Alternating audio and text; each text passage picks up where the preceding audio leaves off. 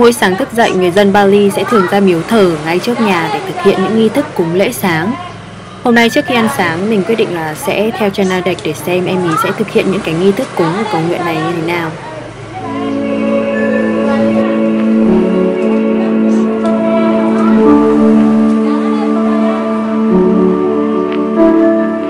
This name in Bali means this a chaman. Okay, chaman. Yeah, this chana and this tirtha for water. Okay. Have a mantra. Okay. And this the dupa. Okay. So you praying for like peace and happiness and joy? You pray Every day. Okay, every day in the morning. In the morning. Every Okay. day. Is it like a praying for money? A lot of money coming No. from God? No. Just only like joy and peace, right? Yeah. Chào buổi sáng. Căn homestay mà mình đang ở còn có cả cafe riêng và có rất là nhiều góc decor rất là đẹp. Có vẻ như là chủ nhân đã dành rất là nhiều cái tâm sức để trang trí cái cafe cũng như là toàn bộ cái căn homestay này. Bây giờ mình phải vào bếp để xem Olạc đã chuẩn bị bữa sáng đến đâu cho mình rồi. My name is Adi. Okay. I'm from Bali. Wow, nhìn ngon mắt quá. Chắc trong khoảng thời gian đợi Olạc hoàn thiện món ăn sáng cho mình sẽ tranh thủ đọc sách một chút.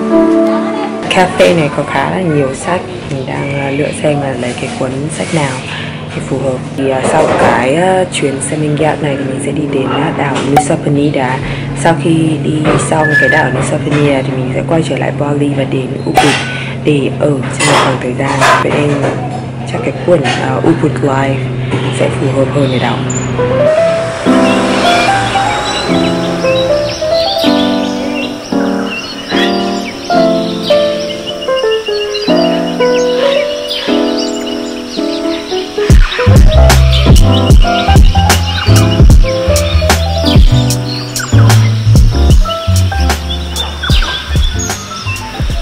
Và đi ở Bali lúc nào mình cũng ngửi thấy có một cái mùi hương rất là đặc biệt và đặc trưng. Chắc đấy là mùi hương phát ra từ cái hương mà mọi người hay sử dụng để thắp ra. Cái mùi hương này nó gợi lại rất nhiều cho mình về cuộc sống trước đây của mình ở Ấn Độ, bởi vì đi đâu cũng có một cái mùi hương rất là đặc trưng và nó cũng na ná giống mùi hương ở Bali, nhưng mùi hương ở Bali thì nó trong trẻo và nó nhẹ nhàng hơn, còn mùi hương ở Ấn Độ thì nó lại nồng và nó sâu hơn. Chắc là cái mùi hương đấy nó ra từ cái chỗ người ta thắp hương ở đây buổi sáng. Cuối cùng thì bữa sáng thanh đạm cũng đã được chuẩn bị xong.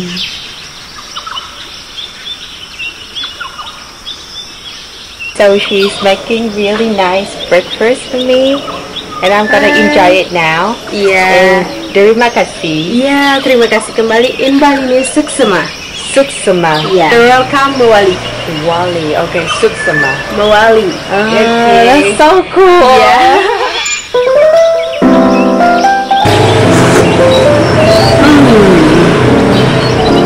Thật sự là rất ngon. Tận hưởng bữa sáng ở đây là thanh bình.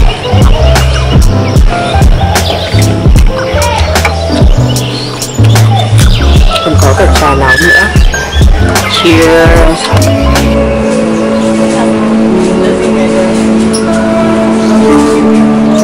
Mình đang đứng ở gần một cái chùa nhà mà mình ở Semingat.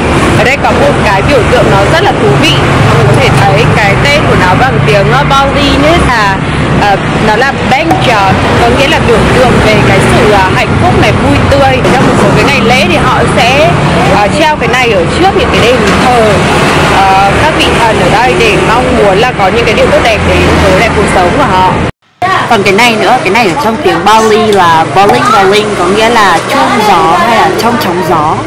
Mình rất là thích cái này ấy, cái này nhìn rất là cool ấy. Yeah. Lại một cái bowling khác nữa. Ôi cái chùa này đẹp quá nhưng mà không biết có đủ vào không đây.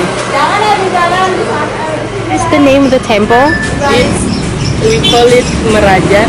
Merajan. Merajan. Okay, I see. What does that mean? It's the temple for our whole house. Like, Oh, I see. yeah, you know, like the. It's like protecting the house. Yes. Oh, that's so cool. Like that when we need to pray every day. I see. So it belonging to your house, or Yes. it's your house is rich house. Then you have a, like this big temple. No. Like all of Mình cứ tưởng đây là một cái ngôi đền chùa dành cho rất nhiều những cái người đến tham quan và người dân ở địa phương, nhưng thực ra lại không phải, mà chỗ này nó lại thuộc về cái ngôi nhà ở ngay đường sau nó. Thế là mỗi một ngôi nhà ở đây thì thường có một cái đền chùa bé bé ở đằng trước để mọi người thờ cúng, với cả là mong những cái điều bình an đến với họ. Và chỗ này nó rất là đẹp và xinh, và nó thể hiện được cái đậm cái chất văn hóa ở Bali luôn.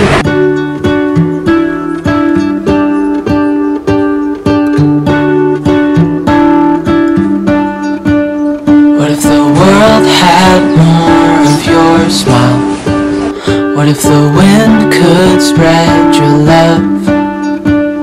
What if your sweetness could reach everyone? There'd be no wars. This thing looks so cute. Maybe the birds will sing about your heart. Maybe the trees will whisper the word.